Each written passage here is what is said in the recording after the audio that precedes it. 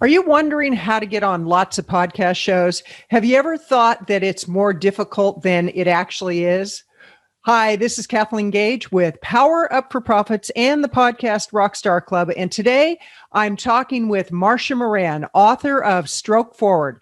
Marcia had a stroke a few years ago, and since that time, she's not only written a book, it took her 4 years to write the book because when she first had her stroke, there was a lot of rehabilitation that needed to take place.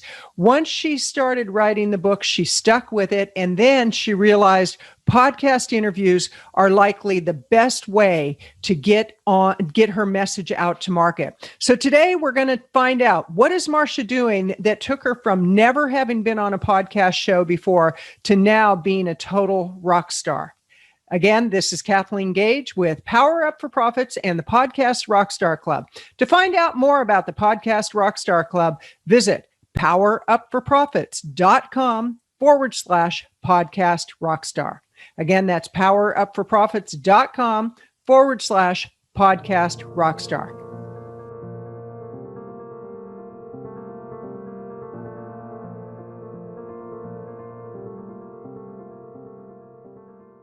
I would have so much broader reach with that. Problem is, I didn't know anything about podcasts. Right. You had written the book, and with many authors, what they do is they'll write a book, they'll upload it to Amazon, and they wait and wait and wait. And you actually did what most authors don't do. You looked for ways to get your message out. And for you, it made perfect sense to use podcast shows. But I will tell people that when you first started, your palms were sweaty. You had a few excuses, but you didn't let excuses stop you. And, I look at what it took for you to get your book to market. You had a stroke. It took you, I remember you saying at one point, there were days that you would do a paragraph or two, and it would take all day to get a paragraph or two on paper. And a lot of times people will use every excuse in the book not to do what they're being called to do. So what was it about podcasts that appealed to you? I think the most important thing to me was it was a way to reach people. And I found that podcasters are a really interesting and fun-loving group of people. And go ahead. Well, go ahead, because I have a few questions on the fun-loving group of people. Okay, so I think I'm going to stop with that and go into your questions. Okay. Have you ever had the experience where a host was not fun-loving, was not gracious, was not, really prepared for the conversation? Has that ever happened to you? Yes, it has happened a couple of times, and I figured out how to power through it and try to make it as seamless as possible, at least for me. Okay. I don't know if I quite succeeded, but I tried. Okay. So take us back to your first podcast show. What was your first podcast show? And then what did you do in order to start getting a lot of podcasts? Because you've done, how many have you done? I'm guessing maybe about 40. Okay, so 40 shows from having never done a show to about a year ago to now you've got 40 under your belt. So tell us about your first experience and now what you do to find these opportunities. So I think you were my first experience. Okay. And it helped because I knew you and I was still nervous. Mm-hmm. But I just let you show the way, actually. Okay. You really showed the way. Thank you. And I'm grateful for that. Thank you. Well, and I'm grateful for the fact that you implemented the information, because it's amazing how many people will ask for the information, you give it to them, and then they don't use it. And to me, as a coach, as a consultant, as a mentor, it thrills me when I see somebody get the kind of success that you're getting. So when you're looking for opportunities, kind of walk us through the process of what you do when you're looking for opportunities. Well, recently I found Chartable, and that is a list of podcasts. And I think it shows you 250 podcasts by category. And I'm searching now through health and wellness. Okay. And I just look at which looks like it will be a good fit, then I go out and listen to the podcast itself. And if it's a good fit, then I contact the podcaster. Let me stop you there and ask you on Chartable. Is it chartable.com? I think it is, yeah. Okay, I'm going to go ahead and put it in the comments area, and I encourage people, if you have questions, go ahead and post your questions. Yeah, it looks like podcast analytics and attribution. Excellent. Okay, so Go ahead. So you're using Chartable right now. And I'm having good success. Okay. And I think that it will be the year when I have 100 podcasts. Wonderful, wonderful. Well, I know that what you're doing right now is you're using podcast as a way to get your next book to market. You're using the platform to either record or write the chapters. Tell me about that. So when I wrote my book, I actually wanted an audiobook as well. Mm-hmm. And I couldn't actually look at myself and say, you can't spend that much money now because you're still paying off other people. So I decided in December I was going to actually create my own audiobook. Mm-hmm. And so I got the equipment. Okay. I have a room at the lake house, and I'm going to go in there. Actually, I have gone in there and I've started recording. And it is wonderful because I can do the audiobook myself now. And to think about somebody who had aphasia, who couldn't speak, who had a hard time writing, now doing her own audiobook is amazing to me. Pretty amazing. So talk to us about what aphasia actually is. So aphasia is a communication disorder. Uh-huh. And it could be that you can hear people, but you can't talk. Okay. It can be that you can hear people and you talk gibberish. Okay. It could be that you can't read anymore. You can't write anymore. It's really a disturbing phenomenon. Okay. And I had aphasia for 3.5 years. Uh-huh. They often say that if it's not cured within the first 3 months, you probably have it for life. Interesting. So I found a type of neurofeedback that actually worked for me. Mm-hmm. And after 16 sessions, I talk normally. So that is a huge accomplishment. And tell us about the biofeedback was it biofeedback or was it? It was neurofeedback, actually. Neurofeedback. Okay. Yeah, biofeedback was previous generation than neurofeedback. So it's a device that's about the size of a large smartphone. Okay. And you plug it into your computer. I should say the doctor plugs it into his computer. Mm-hmm. Mm-hmm.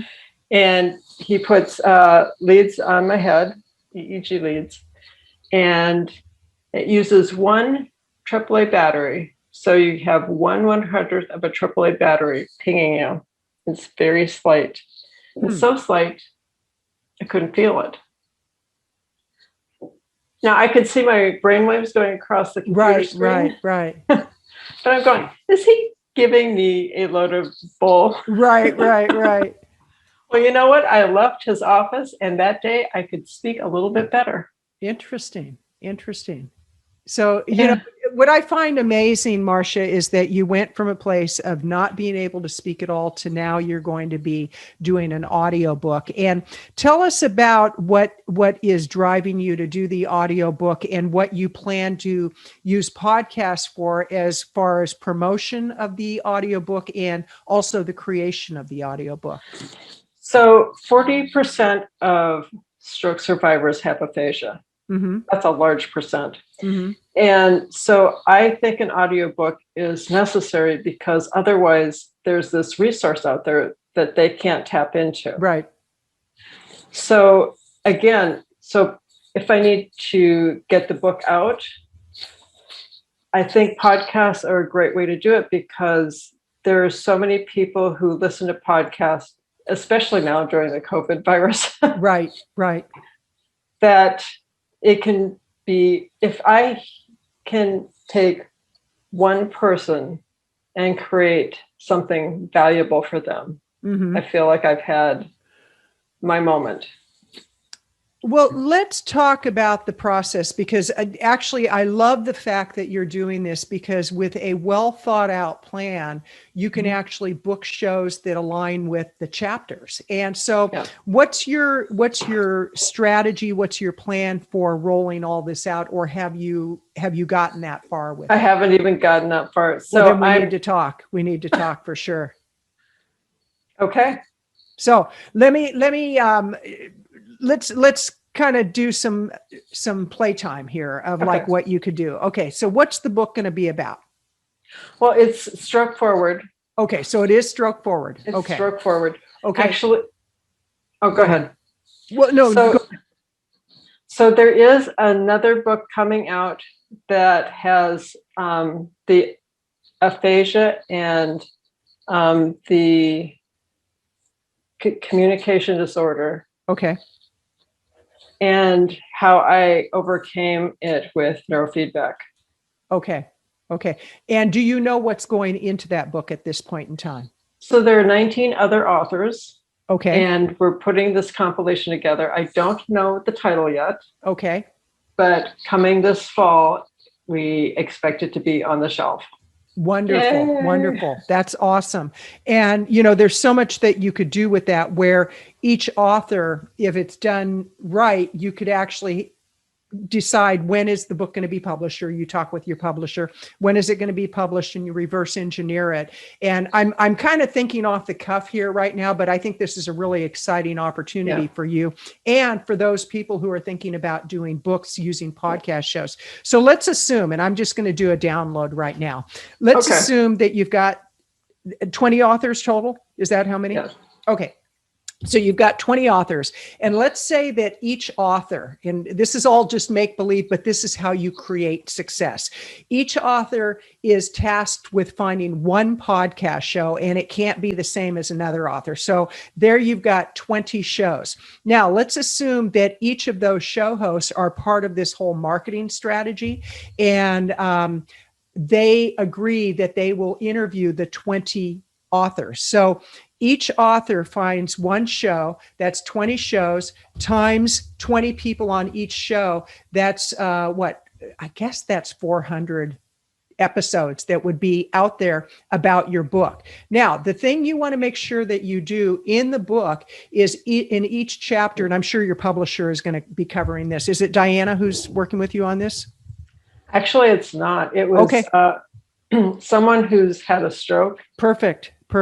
Okay, so let's assume that each author at the end of their chapter, that they have something that drives traffic to their website. So each of them is using the book as lead bait, and on their website, each of them has a link to a page that has all the podcast episodes. So that's kind of just off the cuff thinking of what you can do.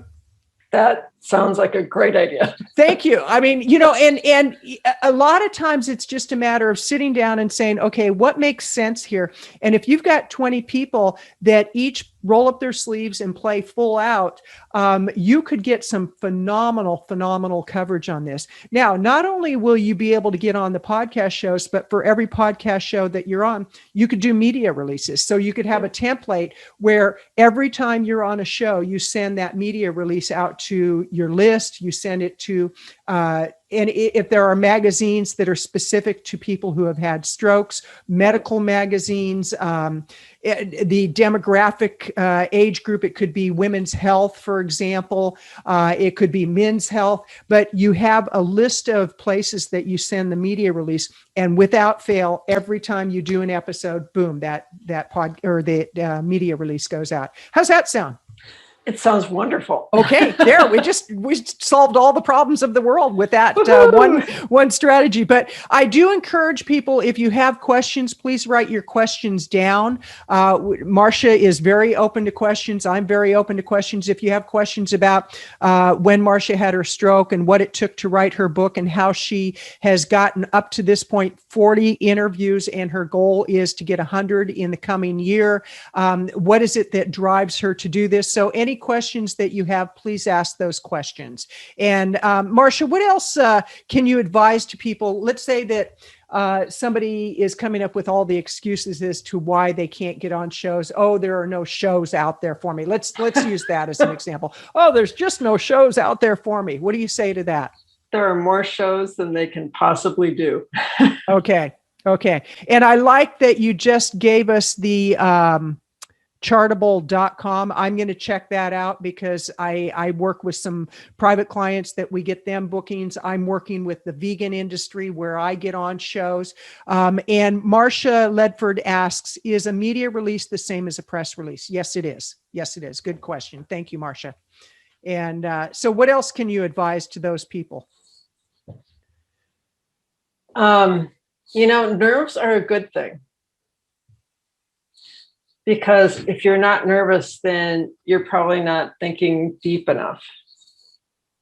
So I actually get a little nervous now, even though you and I have talked, I don't even know how many times, but I was still a little bit nervous before talking to you. I think that's a good thing. Right. Are you talking about today you were nervous or? Yeah.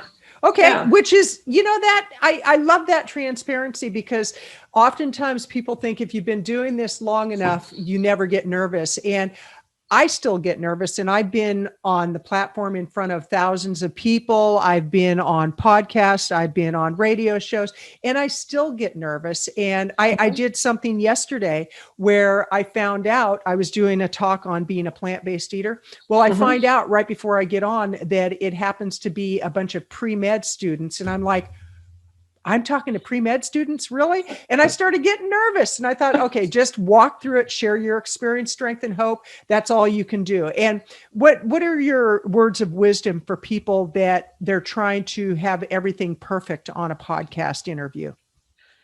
Don't worry about having everything perfect because it won't be perfect. Okay. But you just go on the show and have a blast. Excellent. And if you have the one or two people that's not quite as lovely as our guests, then do the best you can and it'll be okay. So give us an example of the worst experience, and don't name any shows or hosts or anything, but what's the worst experience that you've had? Actually, there was noise in the neighborhood and it was maybe the third podcast I'd ever done. So I was hunkered down in the bathroom, hoping that there wouldn't be too much noise coming in. And the guy was he would talk like this. There was no emotion in his voice. And I'm going, And his questions weren't all that interesting. It's like, okay, well, I'm going to be as fun as I can be because stroke isn't that fun of a topic. Right. And to be truthful, I often laughed instead of crying because laughter is the best medicine. And I know that now because I think if I looked the other way and I'd have cried more, I would have turned out into a different person and there wouldn't be a book. Absolutely. So with the next book and with what you're doing with your current book, Stroke Forward, which I highly recommend people get, it's very well written. It's, I actually couldn't put it down. Once I started reading it, I made sure to finish it within a couple of days. It was that engaging. And so I really compliment you on that. And I want to acknowledge what a well-written book it is, because trust me, I've seen plenty of books out there that I would not be saying that about. But what would you recommend to those people that are new to the Podcast Rockstar Club? Maybe they've gone through the training, but they really want to know, what are my first 3 steps? What would you recommend as the first 3 steps for people that are looking for show opportunities? Take a breath. Okay. Find 5 shows that you're interested in and email them. Okay. You do that one a day for 5 days. You can do them all at once, but get down and just do the emailing. Mhm. You will be surprised when you get the email back asking you to be on the show. It's that easy. And if you don't get asked, then look at your pitch and refine it, because something's probably Thank you. off. That I like that tip. That's a good tip. So what else? Practice with a friend, Okay. because if you haven't been on a podcast and you're nervous, practicing with a friend will see that you're not, one, you're going to make mistakes. That's Right. okay. Right. Two, it's not as horrible as you might think it is. And in fact, three, it can be very pleasurable, because you have a rapport with somebody, right? And I also want to remind people that if your message is that important, you need to get out of your own way and get the message out to market. Because, like Marcia, with your topic, having had a stroke, I know that for me, when my Aunt Irene had a stroke, we didn't know what to do. We didn't know what resources were available. So to have somebody of your with your experience, that you personally had the stroke, you wrote a book around it. People need to hear that. Whatever your topic is, I know that we've got people that talk about animal care. We have people that talk about business. We have a new member who is a reverend who is all about inclusion. We've got Honey Smith Walls, who is all about CBD. I guess it's CBD oil for healing properties. I mean, there's information that people need to hear. So you need to get out of your own way, because really ego can show up in humility. And we try to downplay who we are and what we're being called to do, instead of just get out there, get your message out, and don't worry about being perfect. Now, one of the things I do recommend for people, and it's more for them than it is for the host, is putting a one sheet together, because the one sheet helps you to identify and clarify your message. How often do you use a one sheet when you're pitching hosts? Well, I never send it out with the email that I send the first time. Okay. I ask them when they've responded to me if they want it, and I'd say most of them do not. Okay. But for the ones who do, it's important to have something that you can give to them right away. Absolutely. And I know Natasha, she spoke either last week or the week before, and she said a lot of them are very impressed when you send them a very well designed one sheet. And it doesn't take that much to put a very well designed one sheet together. As a matter of fact, in the program modules, there's a template that is in PowerPoint. You just basically fill in the blanks and you've got a nice one sheet. So, and don't put too much information, because some people think, oh, more is better. Not necessarily. So what other tips do you have? Boy, other than getting out there, that's the biggest one. You have to do it. Okay. And what's your routine for looking for shows? Do you have, do you schedule the time in? Do you just kind of fly by the seat of your pants, or what do you do? I have it scheduled for 11 o'clock every single day. Oh, okay. Tell us about what happens at 11 o'clock every single day. Well, I sit down at my desk and I look at Chartable. I find one that I like.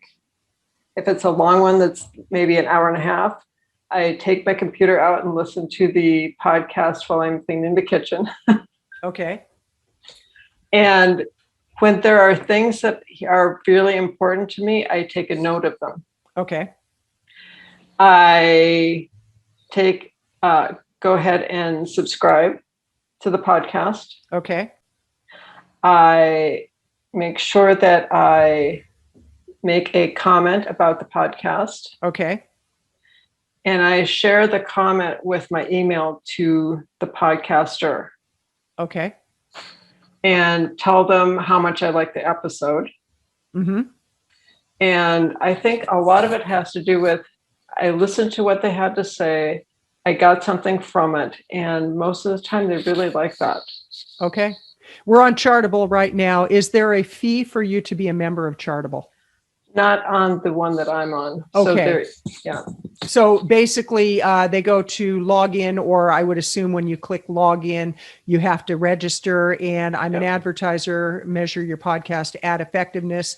I'm a publisher, understand and grow your audience. Okay, so that would be for the people that are looking to promote their podcast. And if you want to sign up, you just go down to sign up. I wanted to show people what this looked like. And I also want to show people what your website looks like, because I really like it's stroke forward, correct, for your website? It's been a while since I've been on it, but I want to show people what your website looks like, because it's very well done. And I want to point out a few things that you've got going on. You've got your story on the front. You've got some nice images. Subscribe to our updates and newsletter. Nowadays, people don't necessarily want that free thing. They want to know when you're going to put a new blog post out, things of that nature. I like the fact that you have a reminder over to the right. It slides out. And then let's go to your media room. This is what I really want people to pay attention to. You've got your book cover. You've got a nice image. Now let's take a look here. Podcast. A year ago, let's see, October 31st, 2019, you had no shows prior to that time. Now take a look at this. I want people to notice this. This is phenomenal.